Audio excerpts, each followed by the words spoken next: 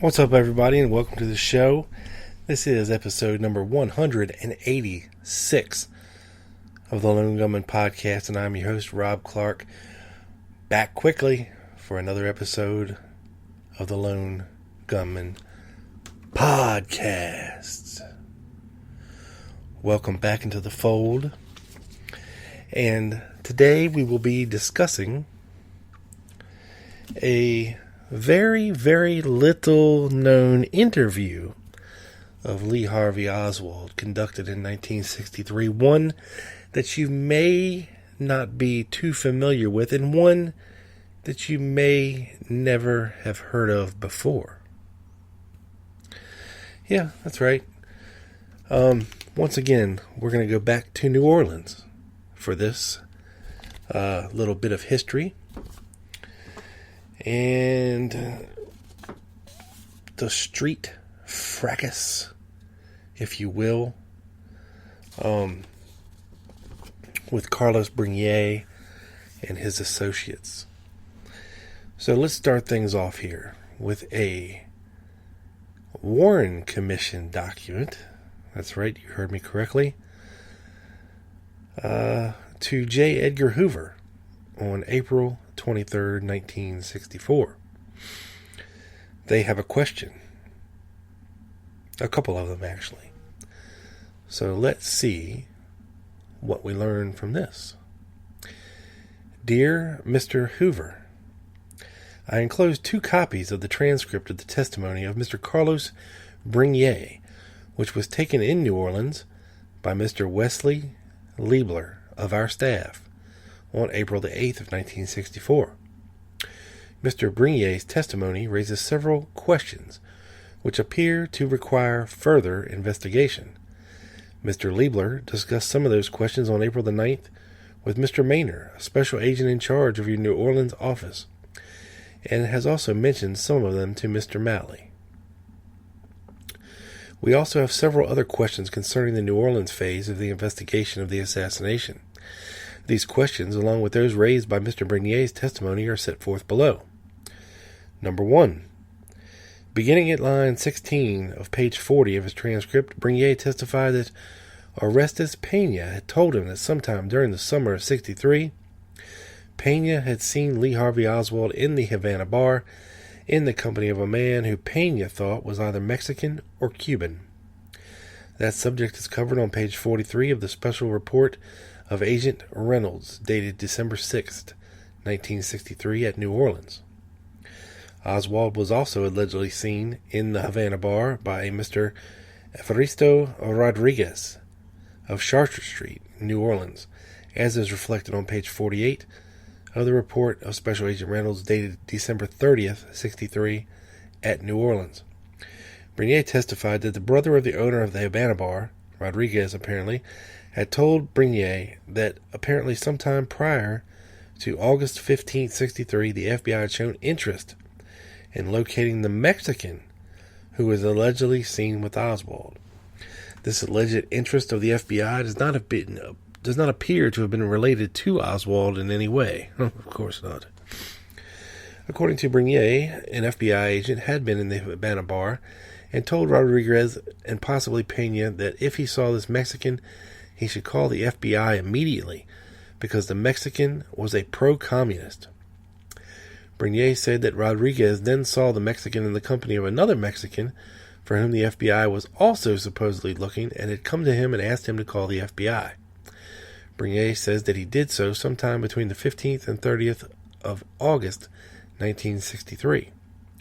No mention of those allegations is made in any of the above reports, or in the report of the interview with Brignier, which is set forth on page 696 of Special Agent Warren DeBreeze's report, dated December 2nd, 1963, at Dallas, Texas. Would you please conduct further investigation to check Mr. Brignier's testimony on the above points and, if possible, to identify this Mexican person and persons who were allegedly with Oswald in the Havana bar? In connection with that investigation, you might wish to obtain from Mr. Brignier a copy of the letter to which he refers to at the bottom of page 43.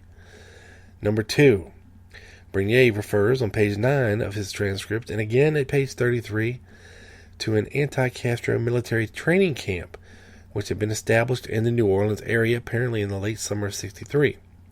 Bernier suggests a connection between Oswald and pro-Castro individuals because Oswald attempted to infiltrate Bernier's organization to assist in giving military training to anti-Castro Cubans at a time when such training was allegedly being given in the New Orleans area, but at a time when such an alleged fact was not publicly known. Bernier suggests that Oswald could only have known of the camp if he did as a result of information supplied by pro-Castro agents who had apparently infiltrated the anti-Castro training camp. We would appreciate your advice on whether or not a training camp such as that was described by Bernier was ever set up in the New Orleans area. We would like to have copies of the newspaper articles to which Bernier refers to on page 33 of his transcript, together with translations of the same into English and any information which you may have in your files or can obtain concerning Mr. Fernandez, or the letter he is purported to have written to Mr. Lashuga, and the alleged interception thereof. We would also like to have your assurance that you have conducted a thorough investigation into the question of possible contact between Lee Harvey Oswald and any representative or known sympathizer within the Castro government of Cuba, together with an indication of the result of that investigation. Number 3. At pages 45 to 47, Bernier testified about a magazine article which reported Fidel Castro as having committed a lapsus linguae in a speech given at the University of Havana on November the 27th, 1963. Castro was reported to have said, under the influence of cognac, "The first time Oswald was in Cuba." We would appreciate if you would determine through appropriate sources whether or not Castro actually made a speech at the University of Havana on November 27, '63, and whether or not he made the remarks set forth above. Number 4. We note that reports of Dean Andrews, Esquire, are set forth on pages 20 to 36 of Special Agent John Reynolds' report dated December 6, '63 at New Orleans, and on blah blah blah pages of Special Agent Warren DeBree's report of December 2nd. Mr. Andrews has also been interviewed by the Secret Service. We note also that Mr. Andrews states that Lee Harvey Oswald came to his office on several occasions during the summer of '63 and was accompanied by several different people, including a person of Mexican extraction. Andrews also states that he received a telephone call from one Clay Bertrand, asking that Andrews represent Oswald in his defense of the charges placed against him in Dallas. The most recent report, page 33 of Reynolds' report, December 6th, indicates that Andrews had concluded that the above call was just a figment of his imagination. Mr. Andrews now states that he met Clay Bertrand in the street subsequent to the date of such report, but was unable to detain him long enough to bring him to the FBI office. Mr. Liebler has previously advised Mr. Maynard of the above.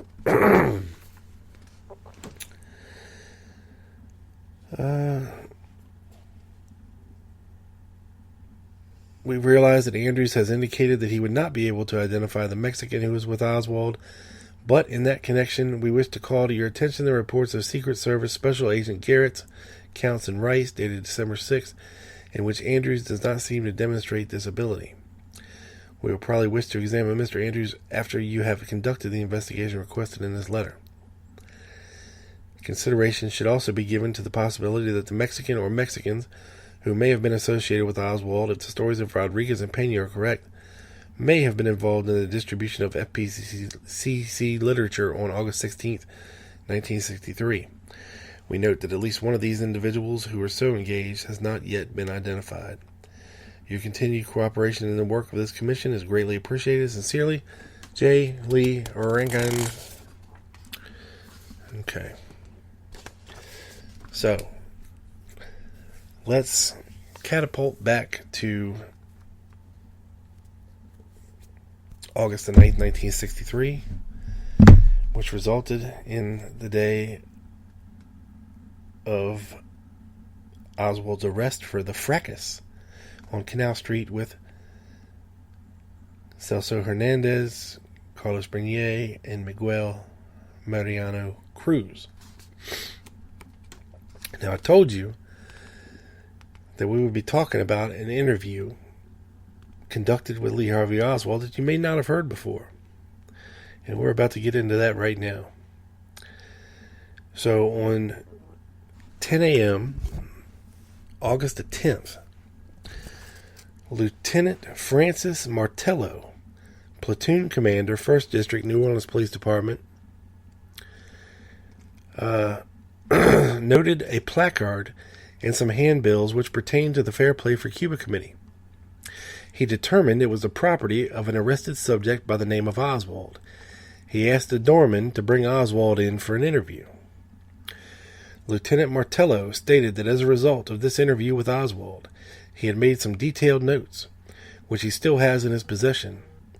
Although he had not at any time dictated a report as a result of this interview, Lieutenant Martello furnished the following memorandum concerning his interview of Oswald on August 10th of 1963, which he prepared as a result of a refreshment of his recollection of his original notes. Lieutenant Martello remarked that his interview of Oswald was merely for his general information and not in the nature of an official interrogation, since he had been previously interviewed by the intelligence unit of the New Orleans Police Department. And we all know how that went, basically your name, what are you doing, why are you doing this, okay, you're not going to post bail, okay, go back to jail. From the sounds of things, it seems like our boy, Lieutenant Martello, had a little bit of a more detailed conversation with Oswald than anybody really realized.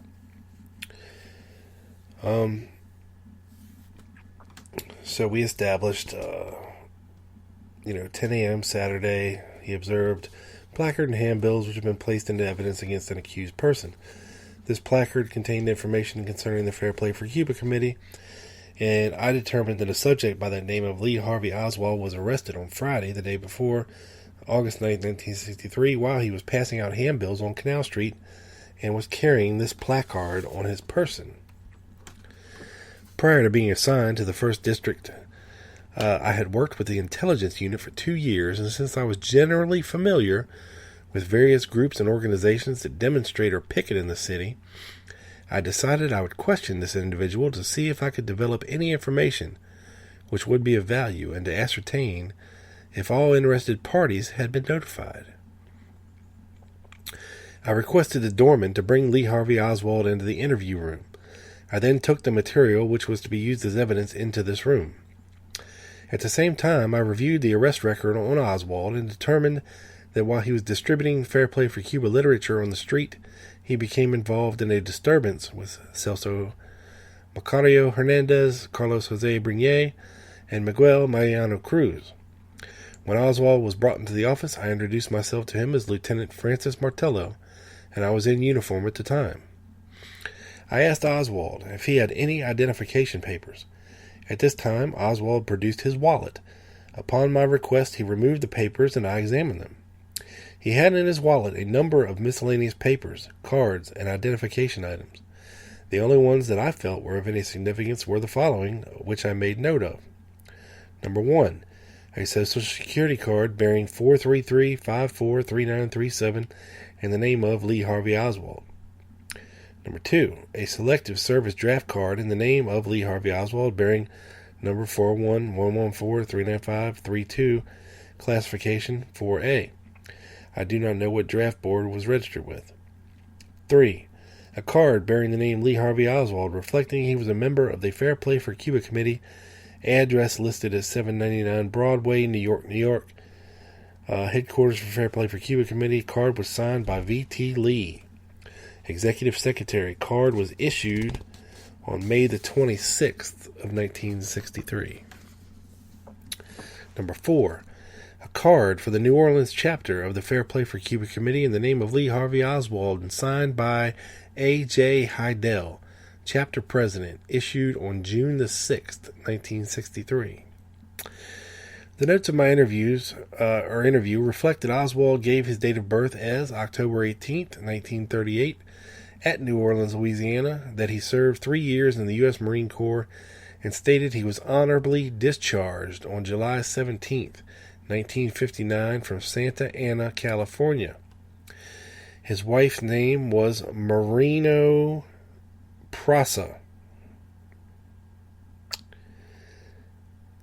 Now, I don't know if this is an intentional fluffy fluff from Oswald, or if this is just a good old New Orleans southerner that doesn't know how to write down Russian names. I don't know. But we'll go with it. His wife's name was Marino Prasa, a white female, aged 21. Oswald stated he had one daughter, June Lee Oswald, white female, 17 months of age, and he had been residing at 4907 Magazine Street with his wife and daughter for the past 4 months. Oswald said that since 1959, he resided at 4709 Mercedes Street in Fort Worth, Texas, and had also lived in Arlington, Texas. Oswald said his mother's name was Margaret Oswald, his father, Robert Lee Oswald, being deceased. He told me he had 2 brothers, Robert Oswald living in Fort Worth, Texas, and John Oswald of Arlington, Texas. Not John Pike, John Oswald. He also stated that he lived somewhere on Exchange Place in New Orleans, but could not remember the exact address, and that he had attended Beauregard Junior High and Warren Easton High, both in New Orleans, and that he had attended Regalia West Elementary School in Fort Worth. Oswald told me he had moved to New Orleans from Fort Worth about 4 months ago. When questioned about the Fair Play for Cuba Committee, Oswald stated he had been a member for 3 months. I asked how he became affiliated with the Fair Play for Cuba Committee, and he stated he became interested in that committee in Los Angeles, California in 1958 while in the U.S. Marine Corps. The facts as to just how he first became interested in the Fair Play for Cuba Committee while in the Marine Corps are vague. However, I recall that he said he had obtained some Fair Play for Cuba Committee literature and had gotten into some difficulty in the Marine Corps for having this literature. Oswald was asked how many members of the Fair Play for Cuba Committee were in the New Orleans chapter, and he stated that there were 35. I asked him to identify the members of the Fair Play for Cuba Committee in New Orleans for me.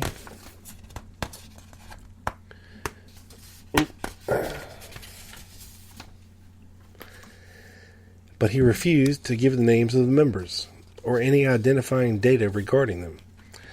Oswald was asked why he refused, and he said that this was a minority group holding unpopular views at the time, and it would not be beneficial to them if he gave their names. Oswald was asked approximately how many people attended meetings of the New Orleans chapter of the Fair Play for Cuba Committee, and he said approximately 5 attended the meetings, which were held once a month. He was asked where, and he said at various places in the city. He was asked specifically at what addresses or locations were the meetings held, and stated the meetings were held on Pine Street. He was asked at whose residence the meetings were held, and he refused to give any further information. It should be noted at this time, during prior investigation conducted while I was a member of the intelligence unit, information was developed that Fair Play for Cuba Committee literature was found in the 1000 block of Pine Street, New Orleans, Louisiana, which was near the residence of a Dr. Leonard Reisman, a professor at Tulane University. This investigation was conducted by me. As I remember, Dr. Reisman was reported to be a member of the New Orleans Council of Peaceful Alternatives, which is a ban-the-bomb group recently established in the city and had conducted meetings and 2 or 3 demonstrations in the city. Knowing that Dr. Reisman was reportedly a member of the New Orleans Council of Peaceful Alternatives, I thought there might be a tie between this organization and the Fair Play for Cuba Committee.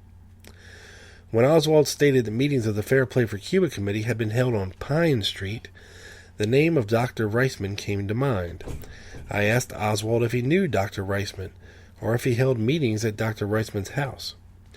Oswald did not give me a direct answer to this question. However, I gathered from the expression on his face and what appeared to be an immediate nervous reaction there was possibly a connection between Dr. Reisman and Oswald.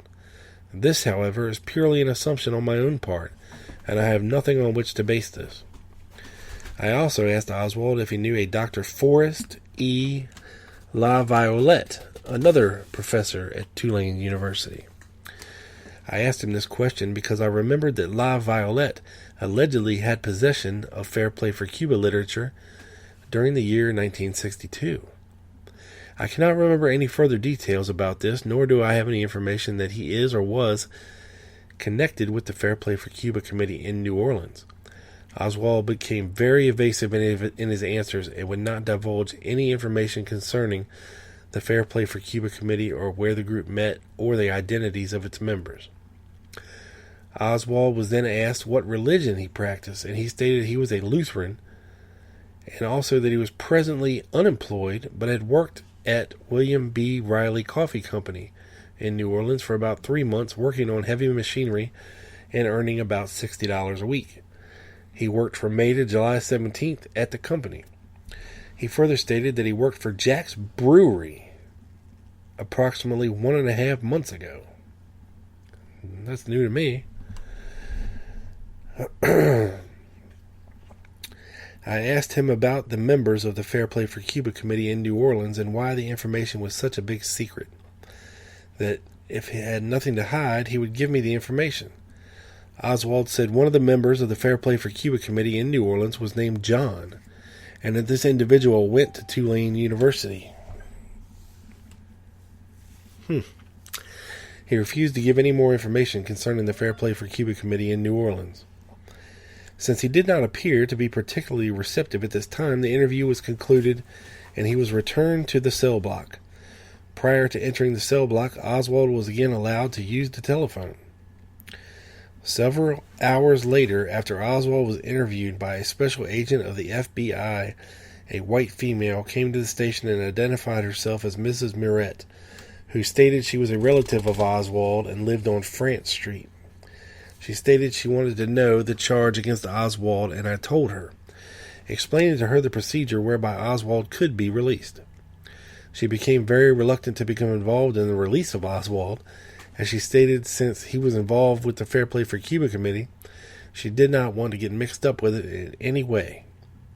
I spoke to her concerning Oswald's background, and she stated Oswald had a hard time coming up, insofar as his family life was concerned, and she felt that this had a direct bearing on his actions, and that he had gone to Russia and stayed there over a few years.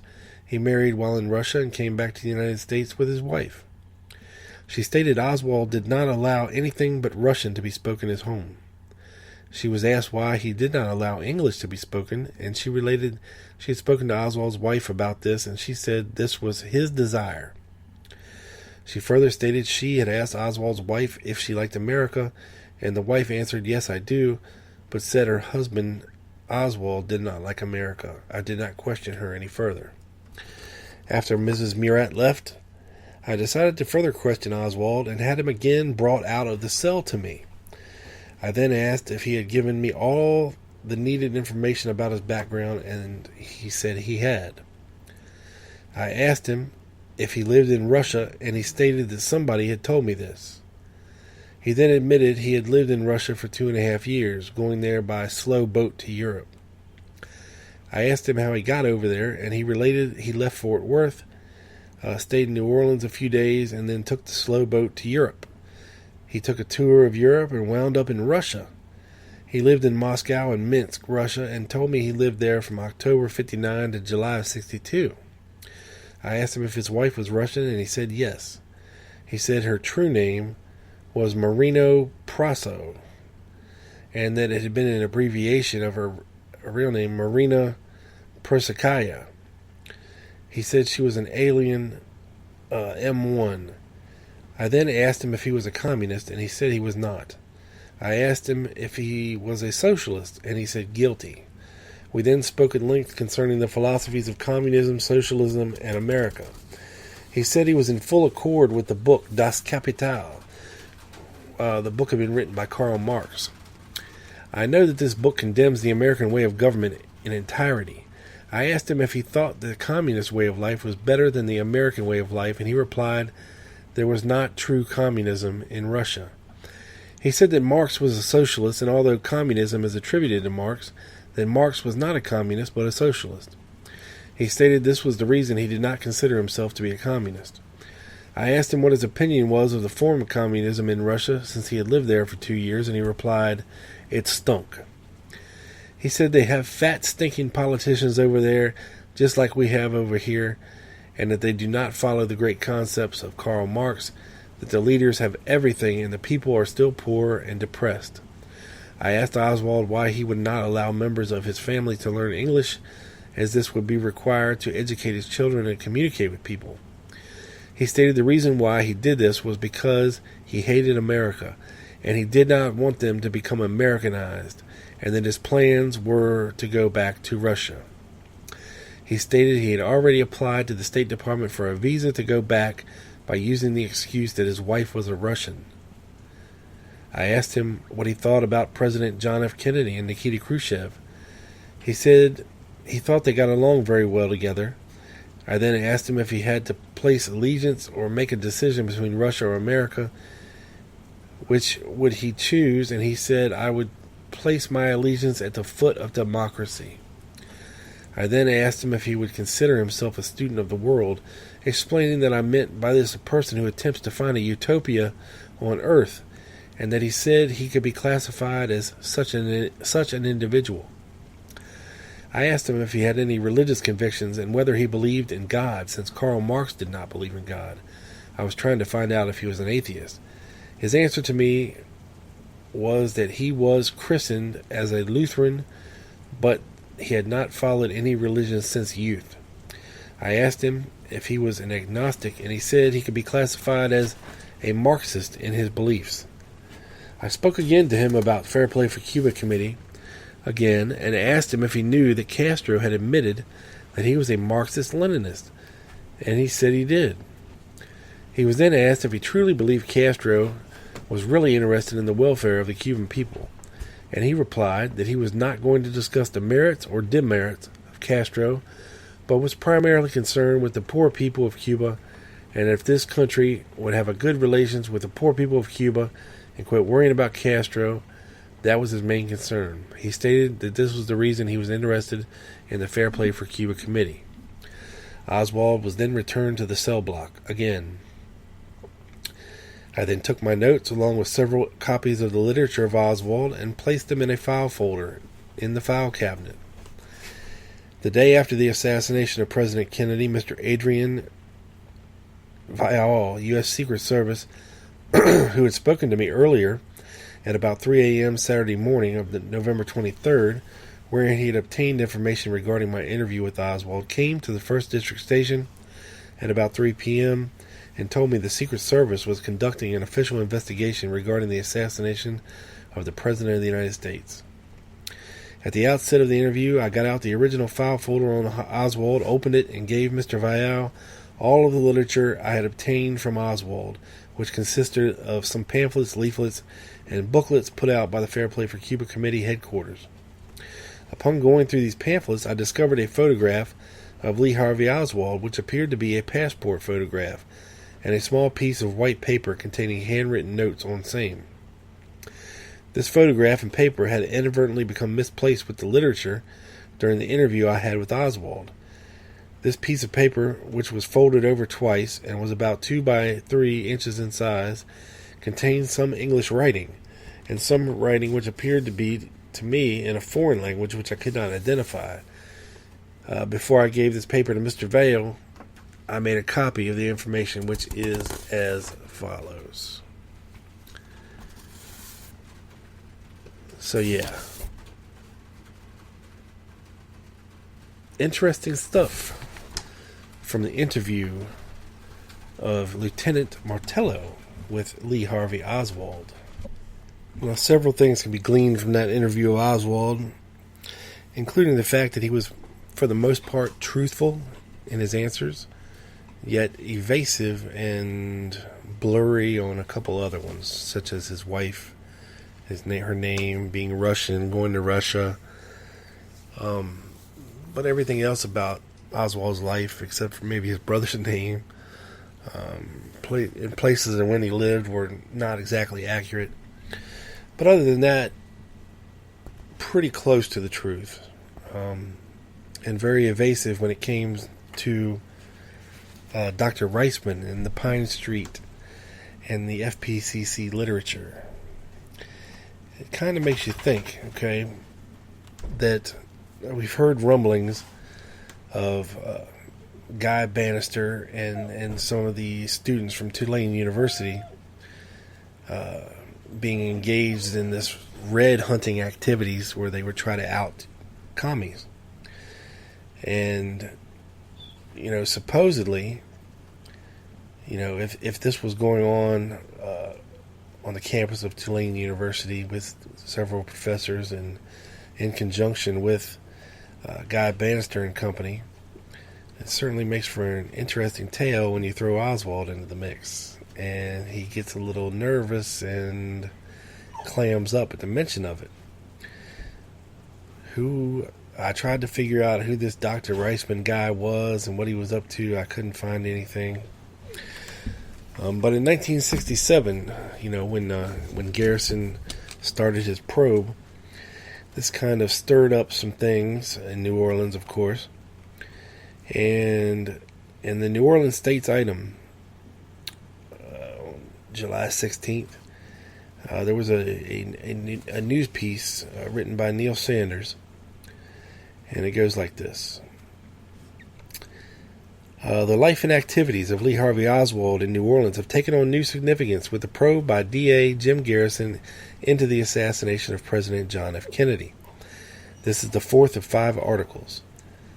Lee Harvey Oswald told a New Orleans policeman in August of '63 that Russia does not have true communism, that there are fat, stinking politicians over there just like we have over here. Oswald had been jailed on August 9, '63 as a result of an altercation with an anti-communist Cuban leader, Carlos Bernier. He was interviewed while in custody by Lieutenant Francis Martello of the New Orleans Police Department. Martello is now a major. Oswald gave the impression that seemed to favor JFK more than it did Nikita Khrushchev, Martello recalled. The officer observed that Oswald had remained absolutely peaceful and gentle in the face of provocation by the anti-red Cubans during their disturbance.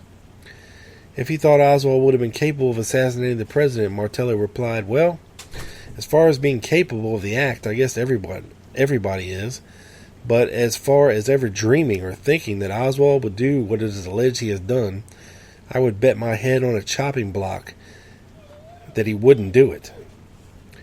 Oswald was arrested after President Kennedy was assassinated on November 26, '63, and he was shot to death 2 days later by the Warren Commission. But the Warren Commission concluded he killed the president acting alone.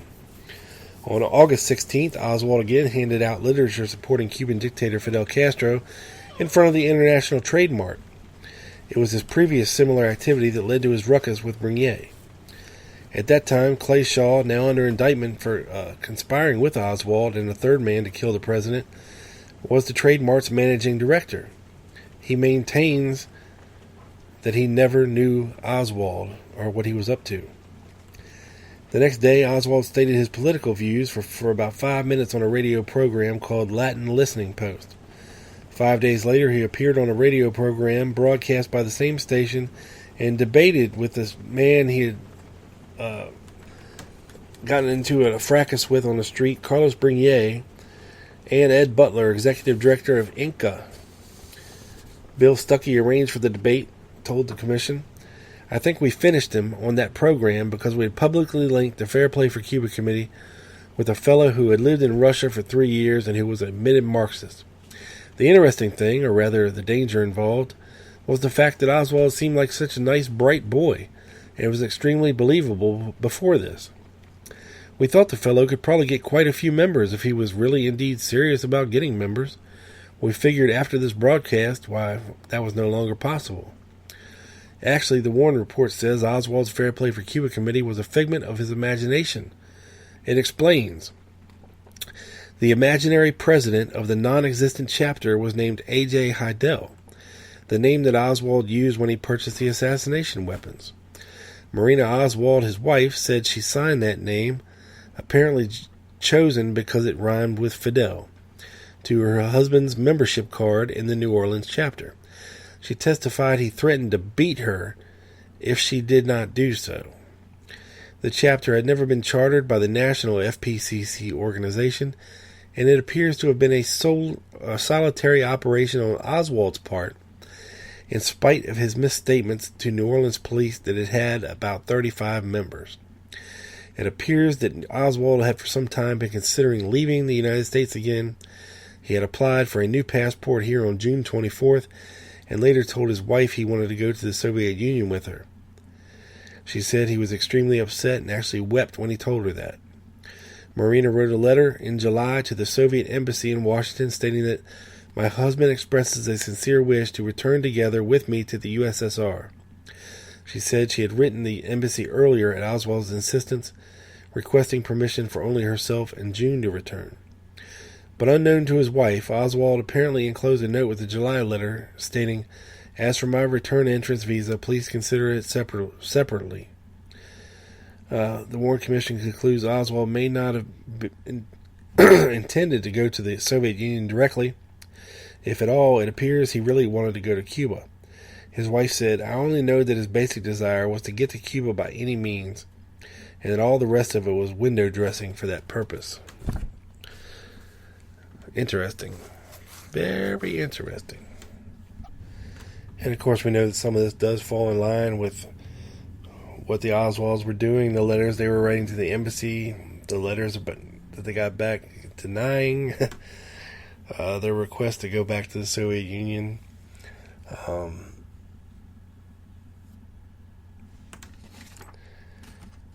So who knows? Who knows? And then we have this FBI report from a confidential informant. NOT5 furnished the following information on November the 27th, 1963.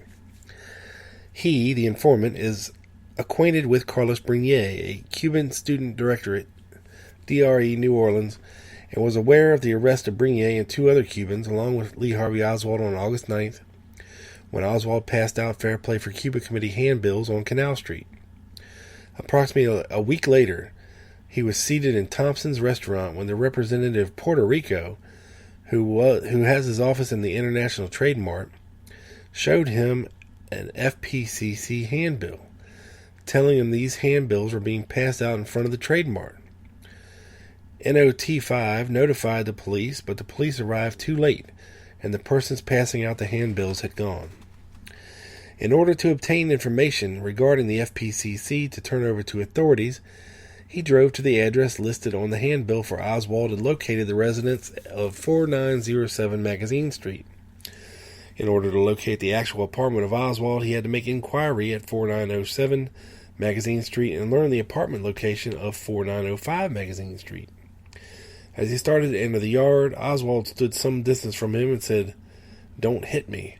If you're coming as a friend, come in." Oswald had been sitting on his front porch and was talking in another language to someone inside. He told Oswald he had picked up a leaflet at the International Trade Mart, that he was a Cuban who had been in this country for a long time, and was interested in learning about the FPCC. NOT5 told Oswald that he knew about the Cubans being arrested with Oswald, and that he did not think it was right that those persons should have been freed when Oswald was held. Oswald informed him that the Cubans in the United States were all criminals, and sarcastically said, "We have fine laws here."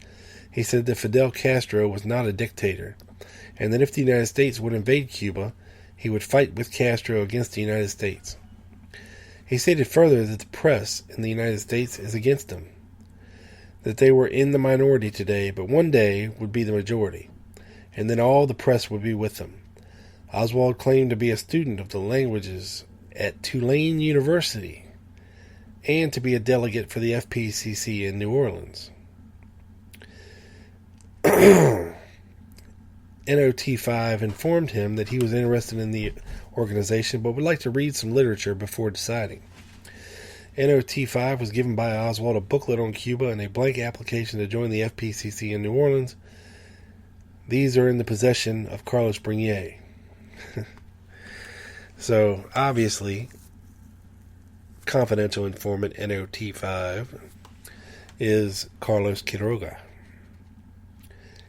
and states that Oswald told him that he was a student of languages at Tulane University and to be a delegate for the FPCC in New Orleans. Very interesting. Very, very interesting. So, there you have it, folks. Everything is tied up in a nice, neat, little, tidy bow there.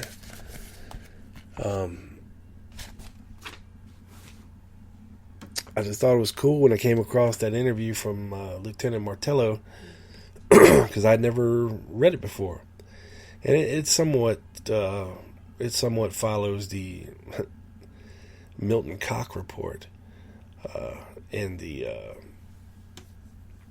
Quigley report, in form and fashion, but interesting nonetheless.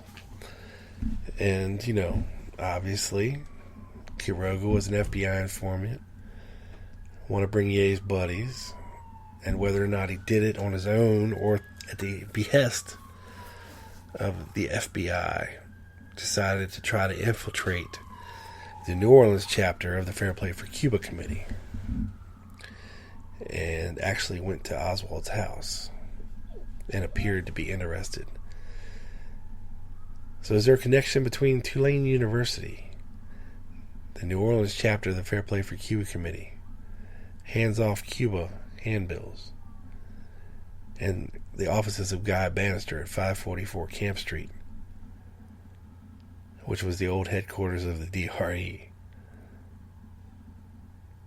I'd say that's just a little bit more than a conspicuous coincidence, don't you?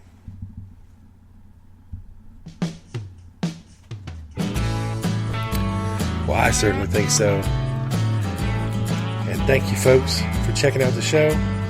Make sure you're following me on Twitter at TheLoneGunman7. Go like the Facebook page, and make sure you are subscribed and listening to actively Quick Hits, a JFK News and Notes Assassination podcast that I host with my buddy Doug Campbell of the Dallas Action podcast. If you're not listening to that, then you are missing out on the best show on the internet related to the assassination of our 35th president, Mr. John F. Kennedy. Good stuff. Until next time, folks, it's your boy. Peace and out. Peace and out.